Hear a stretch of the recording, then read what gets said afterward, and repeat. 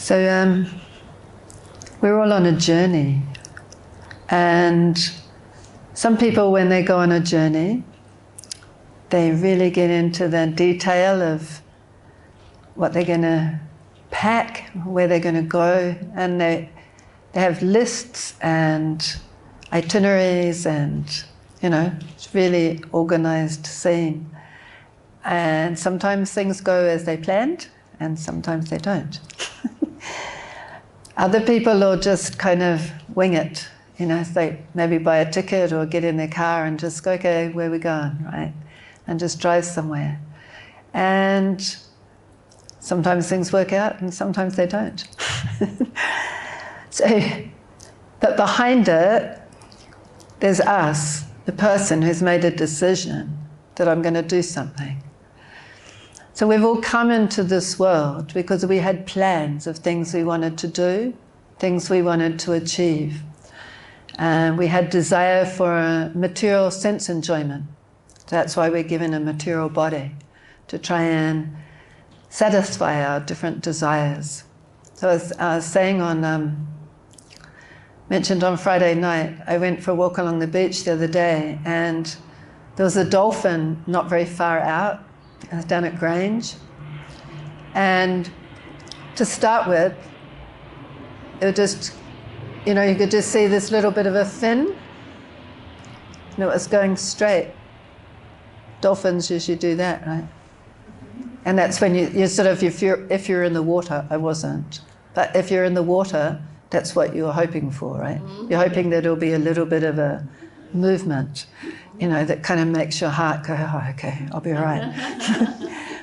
Anyway, this one was doing quite a bit of this. And then he'd do a little, twist and sharp turns and things. And then occasionally a little thing. So it's obviously a dolphin, and maybe he's feeding or something. So when we see it's a dolphin, we get one kind of reaction, right? We kind of feel like, oh, dolphin, I saw a dolphin, There's always people along the beach who go, did you see the dolphin? It's like it's exciting, right? Even though you don't see much. You see a little bit of a fin and occasionally a little bit of a body, and then you'll watch and try and figure out where's he going to come up again, right? If it was a shark, we would have quite a different reaction, especially if we were in the water, right? So they're both sea creatures. They have really different mentalities, really different desires, really different consciousness. So dolphins are known to, or have been known to, protect people from sharks, right? I've never heard of a shark protecting anybody from anything else in the water. Not like there's another shark coming and he'll kind of like nudge you out the way so you don't get eaten by that shark or anything, right? So there's certain sort of mentalities.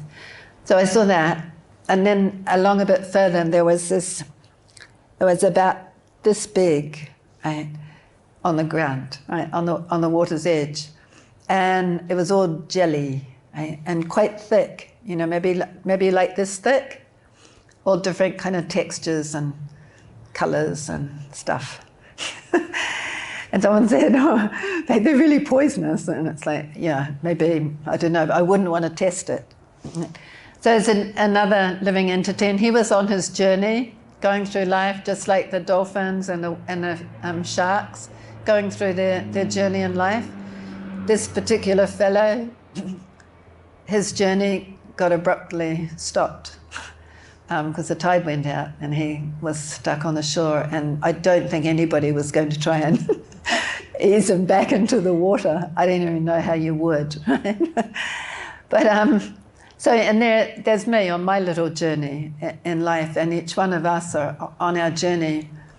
And most people don't stop and consider, well, where's my journey going? Maybe you are the really organized person, and when you go on a holiday, you have it really well planned, and maybe you're the type like me that just wing it and never know what's quite going to happen. But we don't usually stop and think, where's this ultimately going? Where am I really going in my life? I want happiness, that's for sure. Everybody wants happiness. But we don't really know where real happiness is. We don't know where we really should be going.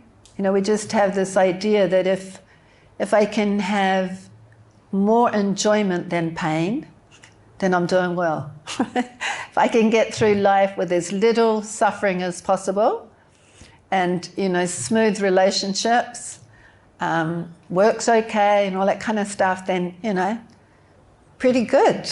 Okay? We don't stop and consider, is that actually all there is to life?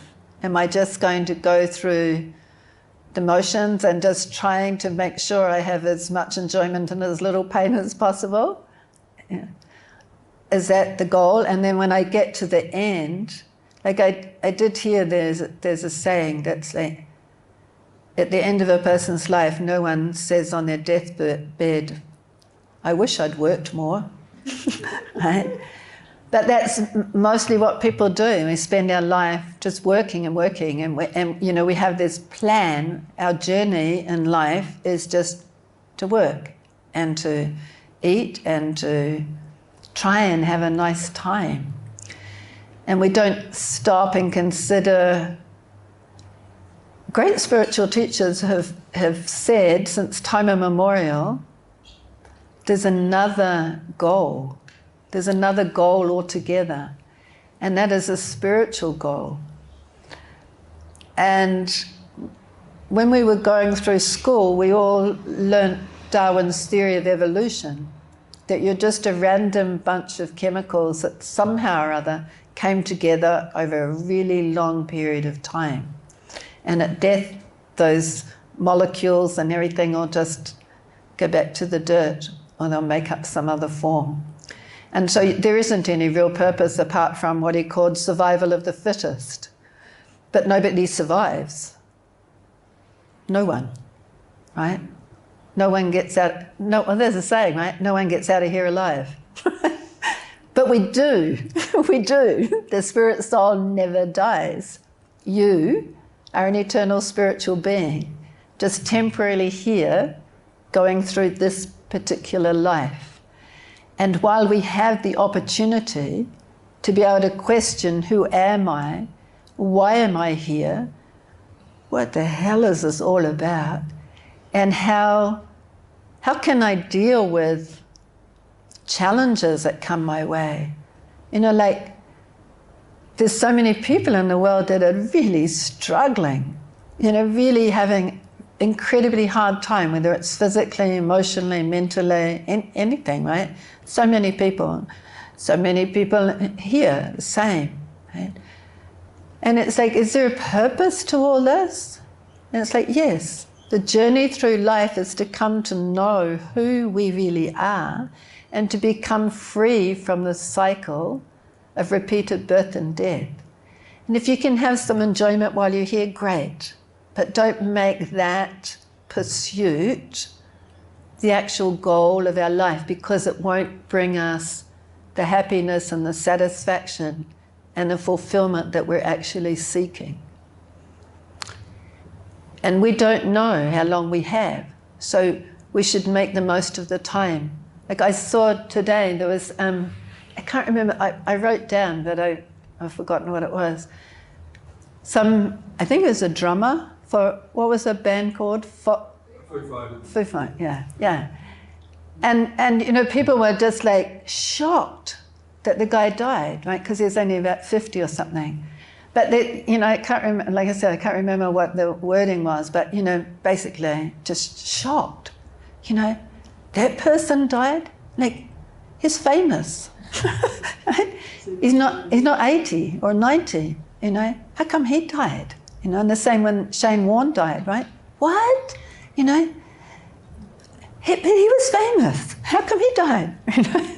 And then we have this idea that, you know, our journey is going to be from birth till about 80 or 90 or something, you know. We don't think it's going to be, or in the Bible it was called 70, which is only 70. That's 3 years' time. But I might not even make it that long, right? And so when people don't get their 70,